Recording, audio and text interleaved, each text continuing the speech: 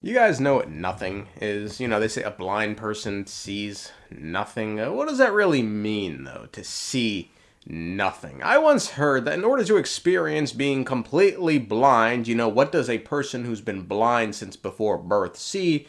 You'd have to try and see from your elbows. So go on then, raise it, try and observe the world with your elbows. Look around. What do you see? Nothing. Ah, poetic, isn't it? Anyway, in Amphoreus, before something, but after nothing, there were 12 titans who made the world. It's probably important we know who they are, Some could be damn fine. I mean, look at the eons. Take a good hard look at my baby girl, Ouroboros. Y'all call her Ouroboros. I call her Ouro. Pack that ass up. Of the 12 titan gods on Amphoreus, 3 made the heavens and the earth. And they'd go on to be known as the 3 titans of foundation, and they are the Pillar of Stone, Gyrios.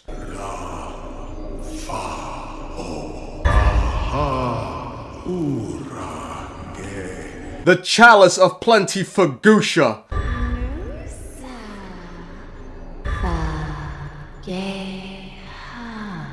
And the Eye of Twilight, Aglaea.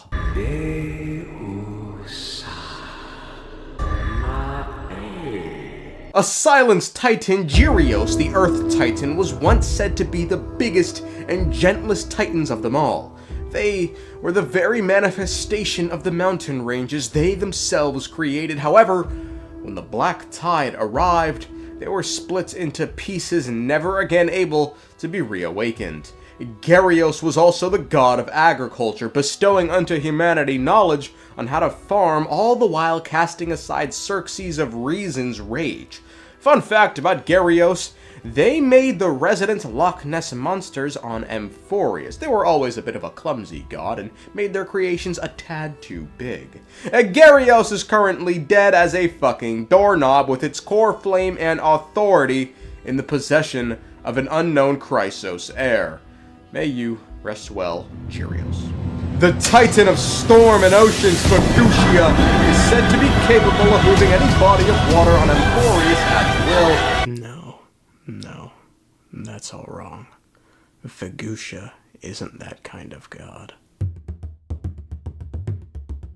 A capricious god, they are bitter rivals with Gyrios. Phagousia's blessings onto bodies of water have medicinal properties, as baths that have received its blessings can not only heal wounds, but cleanse the soul as well. Phagousia is also said to be the god of drunkenness and banquets, and unto humanity passed on the gift of brewing, as well as teaching them to dance and sing. It's said Phagousia loves roaming the mortal world and will often appear in bodies of water. Phagousia is currently as dead as a ghost at an exorcist convention. The chrysos heir owning their authority is unknown. The Sky Titan Aquila, the largest titan there is said to live above the very heavens themselves, watching over the entire world, and from there are said to control day and night, warm the earth, and bring down rain. A prideful but kind titan, they show no mercy to those who attempt to venture too high. Aquila is described as a giant sky bird with hundreds of eyes.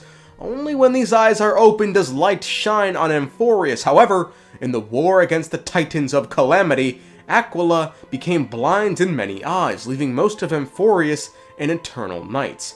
Aquila is also the god of invention, having made many mechanical beasts that now roam the lands. Aquila's current status is unknown. After the foundational titans created the heavens and the earth, beings, of course, would have to inhabit these lands, and thus came the 3 titans of creation, throne of the worlds, the world-bearing titan Kephalli.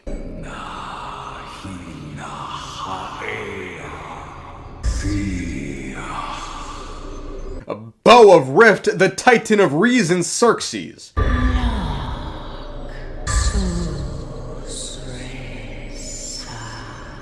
And finally, chrysalis of golds, the romance titan Nestia.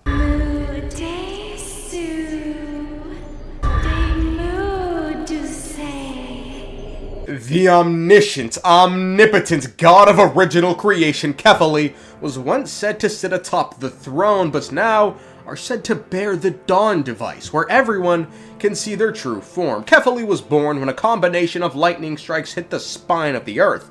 That's a cold origin story, I ain't gonna cap.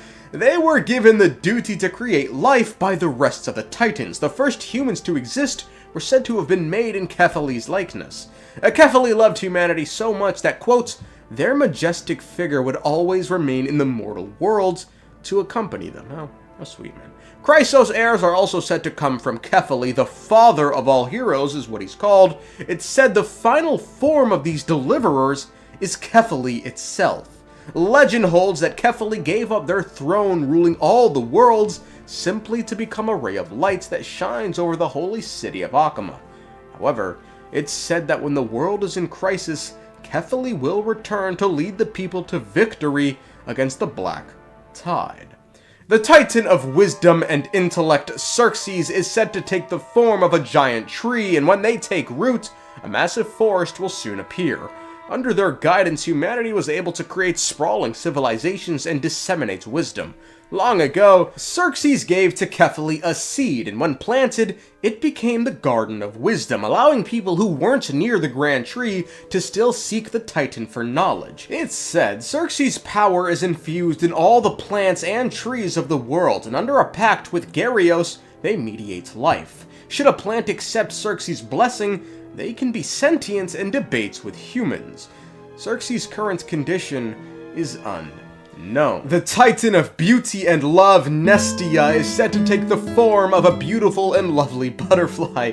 They and their Titan can pursue beauty and grant everyone in Amphoreus love and affection. It's once said, Nestia fell in love with Xerxes and ran to the tree to confess this, but Xerxes did not respond, causing Nestia to cry blood until she died. But that nigga Xerxes, he ain't give in, bro. I can imagine Nestia just throwing ass at that nigga's face, that nigga reading a book. You interrupted my plot, nigga!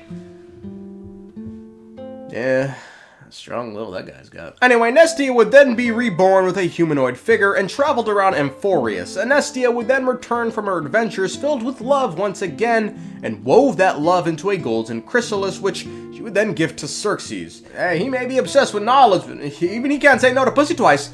In Xerxes' arms, Nestia would be reborn as a chrysalis of gold, ensuring both the butterfly and tree would forever be inseparable. Or maybe not forever, because Nestia is dead as a fucking thief during the Dark Ages. Back then, man, you steal one piece of bread and they throw you on the rack.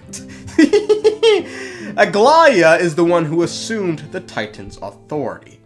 Naturally, after the Titans of Creation and Foundation molded the material worlds, the creators of the immaterial realm still had work to do. Thus, enter the three Titans of Fate, the Gates of Infinity, Yanis.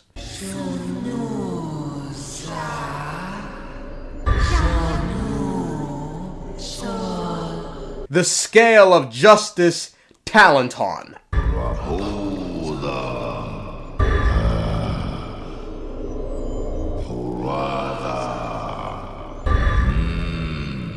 And the Veil of Evernight, Orynyx.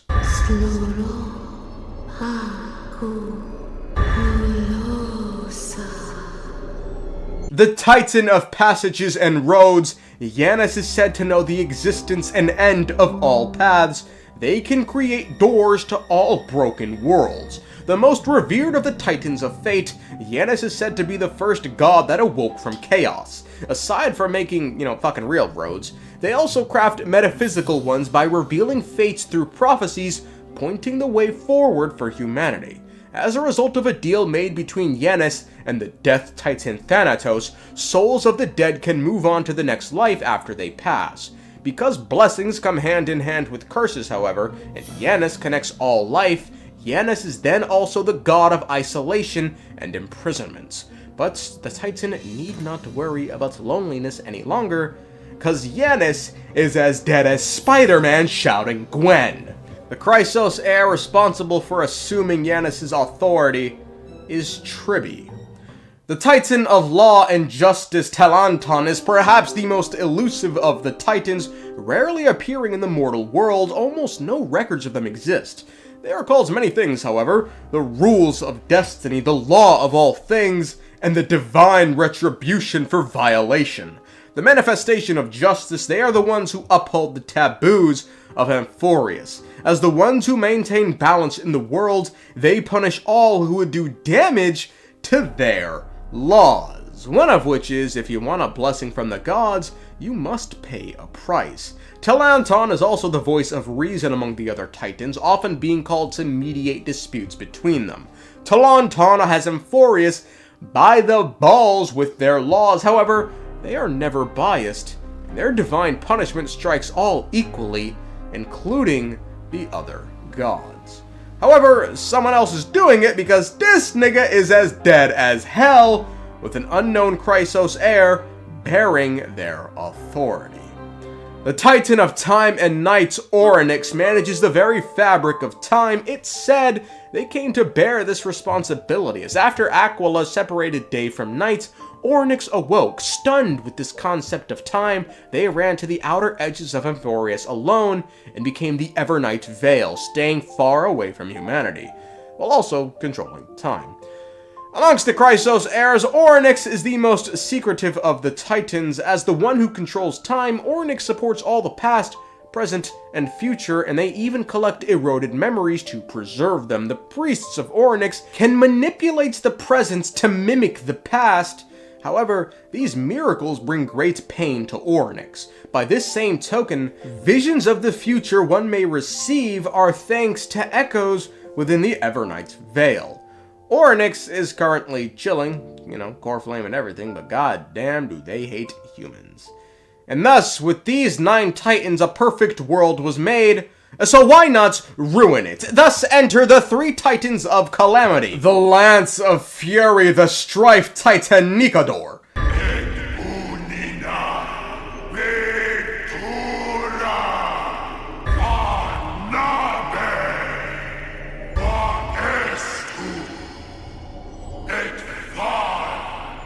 the Hand of Shadow, the Death Titan Thanatos,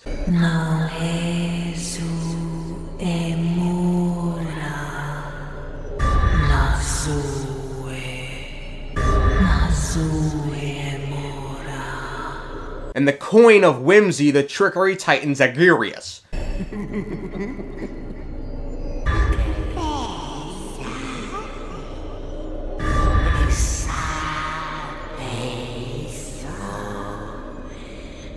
The Titan of War and Competition, Nikador, is said to have simply showed up one day and declared war on all the other gods. Bro, this nigga, bro, every time you play the clip, bro. I am Nikador, the Lance of Fury, the Messenger of Turmoil, and the embodiment of strife. Remember this. I am the scar that this world needs! Hardest nigga I don't ever met, bro. However, declaring war on all the other gods naturally cast the world into endless strife. However, Nikador would soon become corrupted by the Black Tide and descend into madness. It's said Nikador was the one who destroyed Aglaea's heavenly kingdom, as well as many other nations. Due to their bloodthirsty nature, Nikador would also become the god of blood and sacrifice, and before long, its disciples would establish a plot of land known as Castrum Kremnos, where they would seek an honorable death. However, it's said long before Nikador descended into madness, they were once a god of protection and would wage war to eliminate strife in order to maintain the balance of Amphoreus. We recently saw Nikador die. However, the fate of his core flame hinges on Phainon's ability to pass Nikador's trial, which, as of now, 3.0, is unknown. The Titan of Lies and Fortunes, Jirius, is an odd one. They finesse their way into the Pantheon, stealing Nestia's seat and disguising themselves as Nestia to be worshipped. Zagreus' true form is said to have 2 heads, one that's smiling and the other crying. They care not for their divine duties and simply seek to sow divisions and chaos among the gods. Because of this, Zagreus has no followers and as a result, no temples, earning him the moniker of the god of the poor and unremarkable.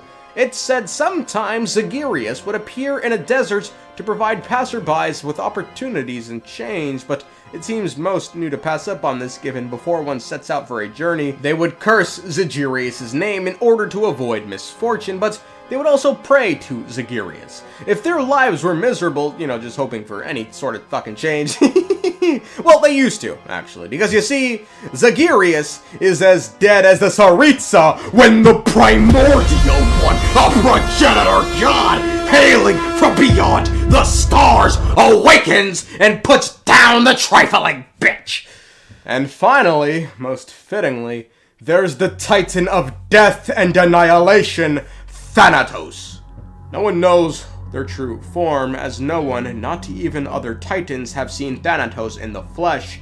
Their touch causes everything to die. When one dies on Amphoreus, Thanatos takes their wealth and guides them to the afterlife in a ship. Thanatos is second in justice only to Talanton. The only other thing known about Thanatos is despite being the keeper of death, even they are powerless before the Black Tide. And they also have half of castorice for whatever fucking reason. Those are the 12 titans. Yay. Not a lot of pictures, huh? Not a lot of, police!